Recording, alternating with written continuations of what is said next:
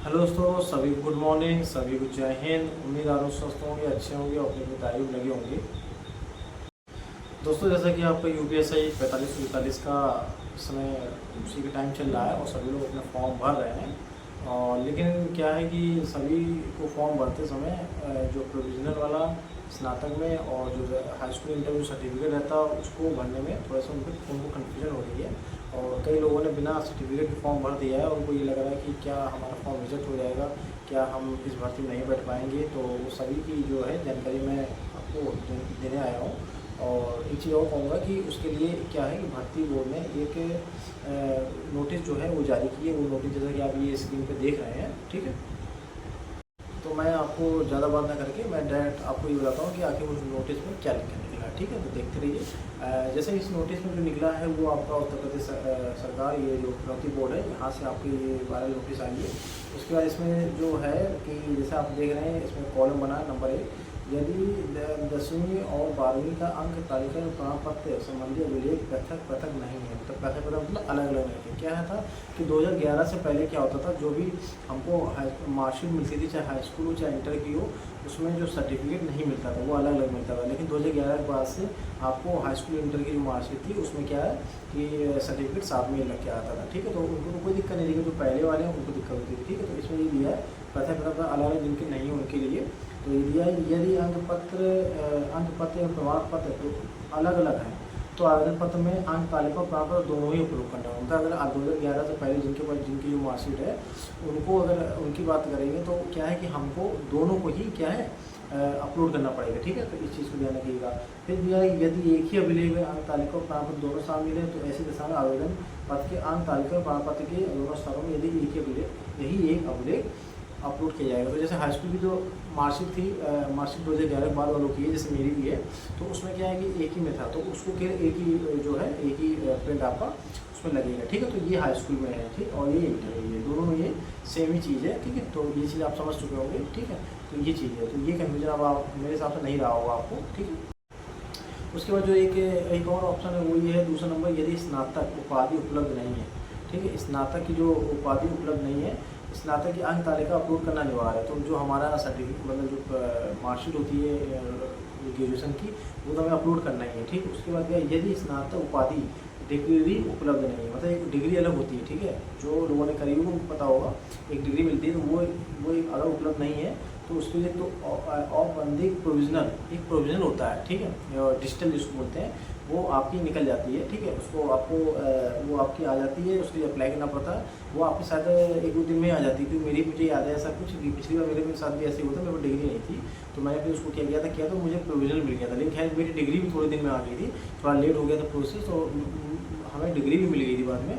वो आपकी डाक द्वारा आती है, लेकिन जो वैसे होती है प्रोविजनल होती है वो आपको इंटरनेट से निकलवाना पड़ता है, ठीक है। तो ये तो यदि स्नातक उपाधि डिग्री उपलब्ध नहीं है तो औपबंधिक प्रोविजनल स्नातक उपाधि जो अपलोड है वो मतलब अपलोड करनी पड़ेगी, ठीक है। तो मतलब समझ प्रोविजनल भी आपकी अपलोड हो जाएगी। तथा अभिलेखों की समीक्षा शारीरिक मानक परीक्षा के समय स्नातक उपाधि प्रस्तुत करना अनिवार्य होगा। फिर उसके बाद जब आपकी वो प्रोविजनल हो चाहे आपकी डिग्री हो ओरिजिनल वाली, वो जब आप उसके रनिंग के लिए जाएंगे मतलब उसके पीएचडी के लिए जाएंगे,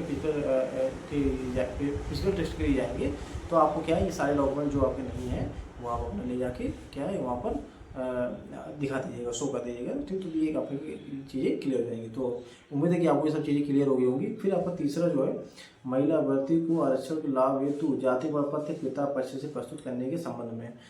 तो इसका मतलब ये है कि महिला अभ्यर्थियों की जाति का निर्धारण उसके पिता पक्ष से होता है और इस संबंध में शासनादेश 13 ये फलाना फलाना, ठीक है। ठीक।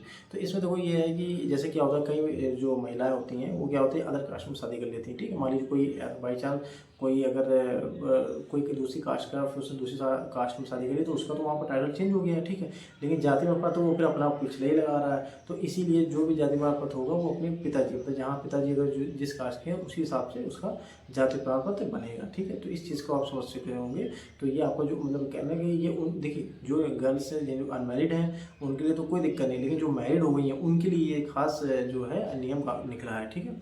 तो इस चीज़ को ध्यान रखिएगा। तो जो महिलाएं हैं हमारी बहनें हैं वो, और खासकर उनकी शादी हो चुकी है, तो उनका जो जाति प्रमाण पत्र होगा वो उनके पिताजी मतलब उनके मायके पक्ष के हिसाब से बनेगा। ठीक है, तो उम्मीद है कि आप लोगों को सारी चीज़ें क्लियर हो गई होंगी। ठीक है, तो ये सारी चीज़ें थी, ये सारी कन्फ्यूजन जो थी जो इसमें सोशल मीडिया पर खूब चल रही थी, तो मैंने सोचा इस पर वीडियो बना दें।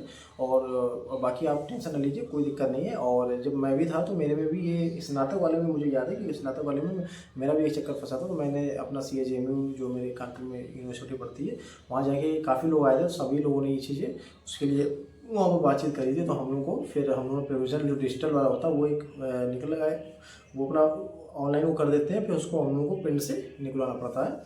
ठीक है, कलर प्रिंट द्वारा। और फिर एक हमारा जो मेन डिग्री होती है वो हमारी बाद में आ जाती है। ठीक है, तो 15-20 दिन 1 महीने में आ जाती है लगभग, ऐसे कुछ हमको याद है।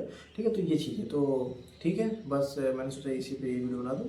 और सभी लोग फॉर्म भर दीजिए, और फॉर्म भरने में ध्यान रखिएगा नाम, और ये चीज़ जरूर ध्यान रखिएगा, जो नाम वाली जो समस्या है, मतलब चाहे आप अपना नाम भरते हैं तो वही वाला नाम भरिएगा जो आपका हाई स्कूल में, ये ध्यान रखिएगा। किसी किसी का क्या होता है हाई स्कूल इंटर में एक जैसे नाम हम चेंज हो जाता है ना, जैसे पिताजी का नाम कुछ मान लो लिख दिया, मान लीजिए आपने विनीत लिखा, VINIT लिख दिया, और इंटर में आपका VINEET है, तो आप कोशिश करिएगा कि हाई स्कूल वाला ही अपना नाम रखिएगा। ठीक है, क्योंकि हाई स्कूल का जो होता है उसी के हिसाब से आपके सारे डॉक्यूमेंट बने होते हैं, चाहे वो आपका आधार कार्ड हो, चाहे आपका पैन कार्ड हो, कुछ भी। ठीक है, तो इस चीज़ ध्यान रखिएगा। तो थोड़ा सा फॉर्म भरने में आप बहुत हिसाब से फॉर्म भरिएगा, कोई भी जल्दीबाजी लापरवाही मत करिएगा, वरना एक फॉर्म में आपने गड़बड़ भर दिया तो फिर आपको दिक्कतों का सामना करना पड़ सकता है। ठीक है, क्योंकि DBPST जब होती है तो उसमें भी मतलब डॉक्यूमेंट वेरिफिकेशन होता है, तो फिर उसमें काफ़ी दिक्कतों का सामना करना पड़ता है। ठीक है, आपको वेट करना पड़ता है, रुकना पड़ता है, तक काफ़ी चीज़ें होती हैं। ठीक है, तो ये सब चीज़ों का आप थोड़ा सा ध्यान रखिएगा। ठीक है, तो ठीक है, बाकी और कोई समस्या तो आप मेरे कमेंट बॉक्स में पूछ लीजिएगा। ठीक है, इसी के साथ मैं अपनी वीडियो समाप्त करता हूँ। मैं अपना विक्रांत कुमार, सभी कुछ जय हिंद।